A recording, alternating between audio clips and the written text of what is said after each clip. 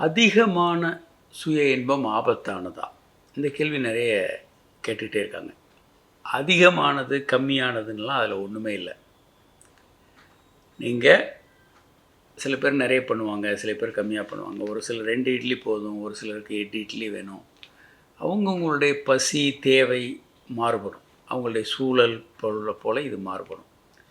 நீங்கள் சுய இன்பம் அதிகமாகவே பண்ண முடியாது. ஓரளவுக்கு மேலே உறவு பண்ணுறதோ, சுய இன்பம் பண்ணவோ முயற்சி பண்ணிங்கன்னா, மனமும் ஆணுறுப்புமே ஒத்துழைக்காது.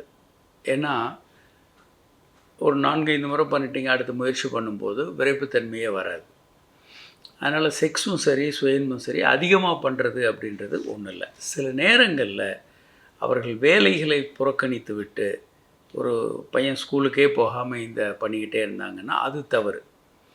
ஆனால் அதிகமாக பண்ணுறது எக்ஸஸ் மாஸ்டர்பேஷன், இல்லை எக்ஸஸ் செக்ஸ் பண்ணுறது ஆபத்துன்ற ஒரு போலியான தவறான கருத்து இருக்குது. அவை உண்மை அல்ல. ஏன்னா நீங்கள் அதிகமாக எதையும் பண்ணிட முடியாது. வணக்கம்.